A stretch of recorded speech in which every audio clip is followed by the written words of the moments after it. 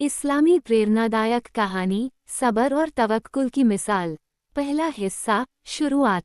बहुत पुरानी बात है। अरब के एक छोटे से गांव में एक बुजुर्ग आदमी रहते थे जिनका नाम अब्दुल रहीम था। वे बड़े ही नेक, सादगीपसंद और अल्लाह पर भरोसा करने वाले इंसान थे। गांव में लोग उन्हें उनकी ईमानदारी और अच्छे अखलाक की वजह से बहुत सम्मान देते थे। अब्दुल रहीम खेती बाड़ी करके अपना और अपने परिवार का गुजारा करते थे। उनके पास ज्यादा जमीन नहीं थी, बस थोड़ी सी जमीन थी जिस पर मेहनत करके वे कुछ अनाज और फल उगाते और बाजार में बेच देते।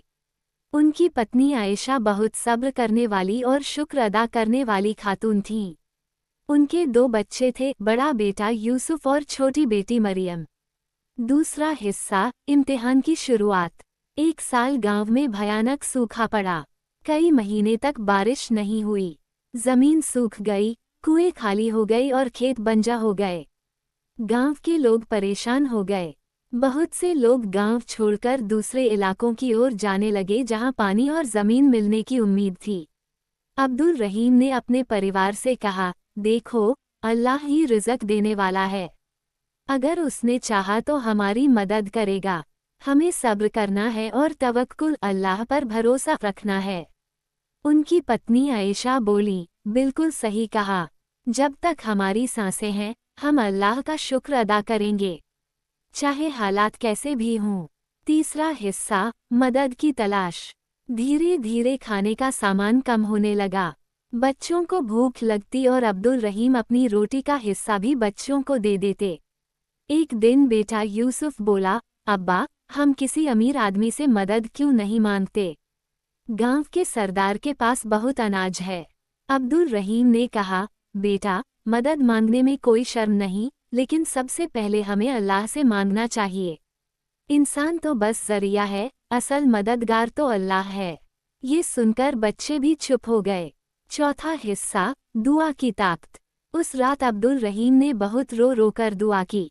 उन्होंने हाथ उठाए और कहा, ए अल्लाह, तू रहम करने वाला है, तू ही रोजी देने वाला है। हमारे बच्चों को भूख से बचा, तू ही हमारी मदद कर। दुआ करने के बाद उन्होंने दिल को तसल्ली दी और बच्चों को सोने के लिए कहा। पांचवा हिस्सा अल्लाह की मदद। अगली सुबह जब वे खेत के पास गए तो उन्होंने देखा कि जमीन की दरारों से हल्की हल्की नमी महसूस हो रही है।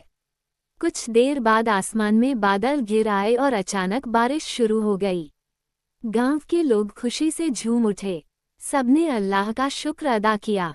कई दिनों तक बारिश होती रही और सूखी जमीन फिर से हरी भरी हो गई। अब्दुल रहीम के खेत में भी फसल उगाई। उनकी मेहनत रंग लाई और इतना अनाज पैदा हुआ कि उन्होंने न सिर्फ अपने परिवार का पेट भरा, बल्कि गरीब और भूखे लोगों में भी बांट दिया।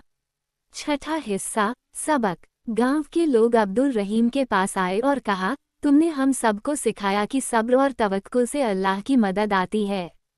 जब हम हार मानकर गांव छोड़ रहे थे, तब तुम अल्लाह पर भरोसा कर रहे थे। तुम्हारा ईमान ही तुम्हारी ताकत बना। अब्दुल रहीम ने नम्रता से कहा, मैंने तो बस वही किया जो हर मुसलमान को करना चाहिए। मुश्किल चाहे कितनी बड़ी क्यों न हो, हमें अल्लाह से उम्मीद नहीं तोड़नी चाहिए। आखिरी हिस्सा। उस दिन से गांव के लोग और मजबूत ईमान वाले बन गए। वे हर छोटे बड़े काम में अल्लाह पर तवक्कुल करने लगे। अब्दुल रहीम का परिवार खुशी और बरकत भरी जिंदगी गुजारने लगा। सीख नसीहत। 1. सब्र धैर्य रखना मुश्किल हालात में सबसे बड़ा ईमान है। 2. तवक्कुल अल्लाह पर भरोसा करने से अल्लाह की मदद जरूर आती है। 3. इंसान को हमेशा दुआ करनी चाहिए, क्योंकि दुआ ही मोमिन का हथियार है। 4. नेमत मिलते ही शुक्र अदा करना चाहिए और उसे दूसरों के साथ बांटना चाहिए।